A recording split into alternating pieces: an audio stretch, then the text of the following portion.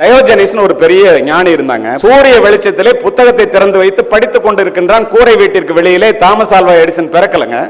Alexander Macedonia அரண்மனையிலே ராணுவ உடையோடு நின்று கொண்டிருக்கின்றான். மக்கள் சாரி சாரியாக வருகின்றார்கள். The man who conquered the entire world. உலகத்தை ஜெயிச்ச அலெக்சாண்டரை பார்க்காம எல்லாம் அவனை பார்க்க போறான். டயோஜனிஸ் தன்னுடைய தளபதியை அழைக்கின்றான்.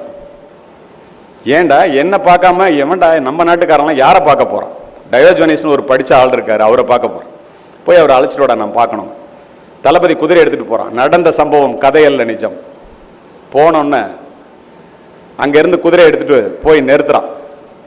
டயோஜனிஸ் புத்தகத்தில் படிச்சுட்டு இருக்கோம். கண்ணை சிமிட்டாம அகற்றாம என்ன வேணும்னு கேட்கிறான். உன்னை மன்னன் வந்து அரண்மனைக்கு அழைச்சிட்டு வர சொன்னான். யாரு? அலெக்சாண்டர். எதுக்கு? மன்னன் உன்னை பார்க்க வேண்டுமா? நான் மன்னனை பார்க்கணும்னு சொல்லு.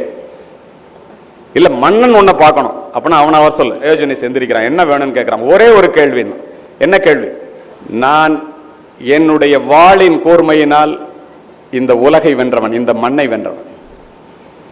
நீ ஒரு புத்தகத்தை படிச்சுக்கிட்டு சாதாரணமா உட்கார்ந்துருக்க. இவ்வளோ பேர் வந்து உன்னை பார்க்கறதுக்கு வரான், என்ன பார்க்கலையே ஏண்டான்னு கேட்டான். டயோஜனிஸோட பதில் என்ன தெரியுமா? இதற்காகவா இவ்வளவு தூரம் வந்தாய்?